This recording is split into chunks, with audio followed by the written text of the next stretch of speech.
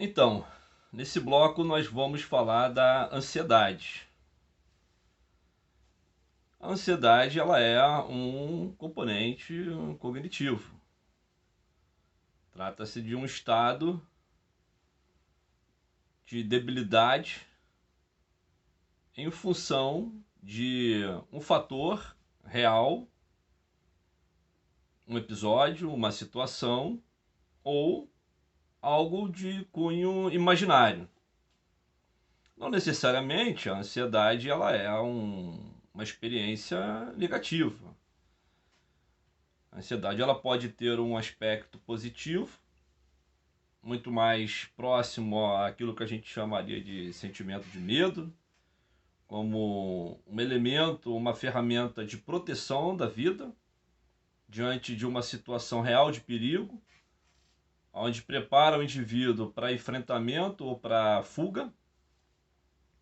Mas ela também pode ter uma implicação negativa quando ela é patológica, quando ela não cumpre essa finalidade de proteção à vida.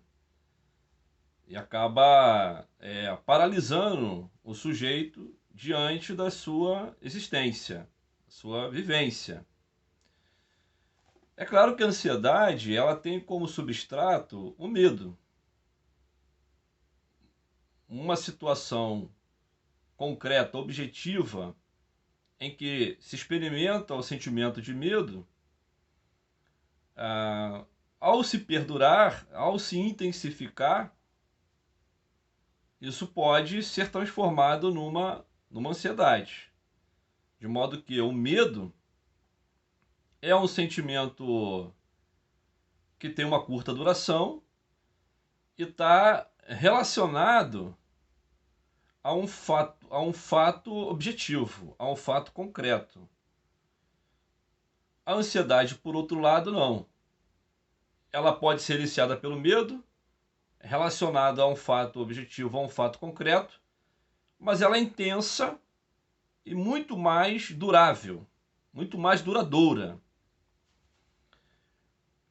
Há a ansiedade chamada é, ansiedade generalizada, ou aquilo que a gente chama de TAG, seria um transtorno de ansiedade generalizada, ou seja, o indivíduo se sente mal ou tem reações em todas as áreas do seu ser, diante de várias situações da sua experiência, mas existem as subcategorias da ansiedade. Essa ansiedade chamada ansiedade geral, chamada TAG, transtorno de ansiedade geral, ou transtorno de ansiedade generalizada. Essas subcategorias são agorafobia, medo de espaço público, fobia social, medo de uma manifestação ou de uma exposição social, onde as pessoas estão observando. Na fobia social, o indivíduo tem dificuldade em assinar o nome, treme, sua, sente rigidez, boca seca. Né? Fobias específicas são medos a situações, a objetos específicos, ou seja, não a tudo e a todo e qualquer objeto. O transtorno de estresse pós-traumático, uma outra categoria que está relacionada a uma experiência traumática da vida. Observação, experimentação de algum fato danoso, catastrófico, por exemplo, um assalto, ou qualquer uma situação que tenha suscitado nesse indivíduo um intenso medo, chamado de TEPT, transtorno do estresse pós-traumático.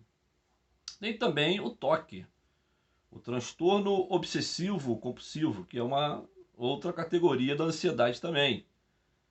Nesse tipo de ansiedade, o indivíduo experimenta uma intensidade do seu pensamento, que é a obsessão, os pensamentos perturbando a mente dele, eu leva a uma compulsão, a um comportamento de resposta a essa obsessão. E o comportamento de resposta alivia essa obsessão que o indivíduo está experimentando. Sim, algumas categorias, né, relacionadas à ansiedade generalizada, né, ao transtorno de ansiedade generalizada. O momento que nós estamos vivendo é um momento bastante propício, né, para a geração de ansiedade. É um isolamento social, há uma dificuldade de cunho socioeconômico, os pais desempregados, contas a pagar, né, a doença na família, às vezes morte. Às vezes essa situação socioeconômica gerando no próprio lar um ambiente de extrema ansiedade, um ambiente ansiogênico, e isso sendo transmitido para as crianças, né, e para os adolescentes. Claro, além também desses fatores, descontrolar os seus pais e torná-los talvez agressivos. Agressivos fisicamente, agressivos verbalmente, né, agressivos psicologicamente, etc. E então as crianças e os adolescentes estarem desenvolvendo ou um episódio ou um transtorno de ansiedade. Como disse, a ansiedade ela vai ter implicações, né, nas áreas de existência do indivíduo. Por exemplo, vão ter implicações psicológicas, vão ter implicações no humor, vão ter implicações comportamentais, vão ter implicações cognitivas, vão ter implicações também interpessoais. Quais sintomas a gente poderia considerar para um possível diagnóstico de ansiedade? Você tem os sintomas físicos, tensão muscular, sudorese, formigamento, a palpitação cardíaca, a boca seca, são alguns dos tontura, são alguns dos sintomas físicos que a gente pode considerar para um possível diagnóstico de ansiedade. Mas nós também temos que levar em conta os sintomas de ordem cognitiva, né? Como os sintomas de ordem cognitiva eles estão muito relacionados à questão do medo, né? Então, medo de perder o controle, né? Medo de enlouquecer, medo de avaliação negativa das pessoas, né? Dificuldades ou déficit de memória, de atenção, de percepção. São alguns sintomas de ordem cognitiva que a gente pode considerar aqui para um possível diagnóstico. Sintomas comportamentais muito relacionados à fuga, à esquiva, à paralisia, né, a dificuldades para falar, a busca de segurança ou de reasseguramento. Sintomas emocionais, o indivíduo se sentir nervoso, irritado, né, irascível, impaciente, frustrado. Alguns sintomas de ordem emocional. E também tem os sintomas sociais, né, o próprio isolamento, né, a hostilidade, a agressividade nas suas relações, por nada, sem motivo aparente, né? Então são alguns sintomas que a gente pode considerar para um possível diagnóstico. A gente tem que caracterizar o que é um episódio de ansiedade, o que seria um transtorno de ansiedade. Para se considerar um transtorno, a criança ou adolescente precisa estar experimentando esses sintomas por pelo menos 6 meses. Ok? Agora, pode ser pura e simplesmente um episódio com um ou outro desses sinais, desses sintomas, né, por um espaço menor, né, ou oscilando, né, entre esse período, não continuado por esse espaço de tempo. Claro, como nós orientamos no vídeo anterior, uma vez que se detecte um transtorno de ansiedade, a indicação é um profissional da área de saúde, um psicólogo, psiquiatra, um neuro, ou um órgão governamental, como já disse, o CRAS, né, por exemplo. Agora, uma vez que você, professor, detecte, é algo que não tem implicações, não é tão grave, né, apenas está no campo de uma distorção do pensamento cognitiva ou da experiência do indivíduo, uma vez que você percebe que não há complicações, a, a integridade física, a integridade psicológica, a integridade social dessa criança ou desse adolescente, aqui vão algumas orientações para você ajudar essa criança e esse adolescente, que são algumas técnicas que a gente pode estar usando. Uma delas é o auto-monitoramento ou a auto-monitoração, que pode ser feito com a criança de uma maneira lúdica, pedindo para ela desenhar um trem, um trilho e as estações. O trilho é a sua trajetória de existência, o trem é ela própria, as estações são os mapeamentos das realidades experimentadas por uma ansiedade. Então, poderíamos colocar uma estação, onde é a situação causadora da ansiedade, uma outra estação que ou são as pessoas envolvidas no seu contexto de vivência, uma outra estação que é o que ela pensou sobre essa experiência relacionada à situação desencadeadora, uma outra estação que é o que ela sentiu e uma última estação que é como ela se comportou. E em cada parada, em cada uma dessas estações, você, professor, vai estar conversando com essa criança no sentido de trazê-la a uma realidade ou a um nível de racionalização sobre as distorções que ela está tendo a respeito dessas experiências. Uma outra técnica é o relaxamento. O relaxamento é interessante porque as crianças muitas vezes reclamam de tensão muscular, de dores no estômago, né, dificuldades intestinais. E a técnica de relaxamento, tanto o relaxamento diafragmático como o relaxamento muscular, ele ajuda a aliviar essas tensões e também a desfocar o pensamento, a atenção da criança, do adolescente, do pensamento causador da ansiedade para um pensamento que seja mais satisfatório e mais funcional.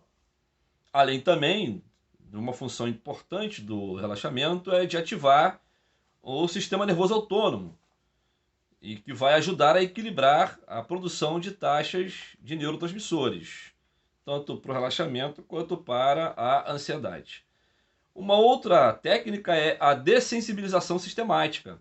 Ali você pode trabalhar com um imaginário. Você vai conduzir aquela criança, aquele adolescente, a uma experiência imaginativa da ansiedade, em que, em dado momento, você faz pausas, pede para ela verbalizar o que ela está sentindo diante daquela imaginação e trabalha também os seus pensamentos em relação ao que ela vai explicitar. Uma outra técnica é a técnica de treinamento em habilidades sociais. Porque uma vez que essa criança está experimentando ansiedade, ela tem dificuldades nos seus relacionamentos e até mesmo no seu desempenho escolar. Se a gente viu que a ansiedade ela trava a memória, ela trava a percepção, ela trava o poder de comunicação, de fala, né, de aproximação, de enfrentamento. Então as técnicas de habilidades sociais podem ajudar também no sentido de habilitá-la socialmente, aproximá-la das relações, das atividades escolares, educacionais, etc. Uma outra técnica é a técnica de autocontrole cognitivo. Então, há uma distorção e uma irracionalidade no seu pensamento. Nessa técnica, a gente faz com que ela verbalize o seu pensamento automático relacionado à ansiedade e vamos, juntamente com essa criança, ajudando-a a pensar de um modo mais funcional, mais racional, com base em cada uma das distorções que ela está apresentando. E ali ela vai se auto-administrando com base nas reflexões que estão sendo feitas. E a última é a exposição. É realmente colocar o indivíduo frente à realidade que é eliciadora da ansiedade. Claro, essa exposição ela precisa ser feita com cautela, ela precisa ser feita de forma homeopática, paulatina, para que não gere mais dificuldades e altere ainda mais o estado ansiogênico dessa criança. Mas é uma técnica também interessante, porque à medida que ela vai se aproximando e ela vai vivenciando, experimentando aquela realidade que na sua cabeça está sendo demasiadamente complicada para ela enfrentar, e à medida que ela vai se aproximando e ela vai vendo que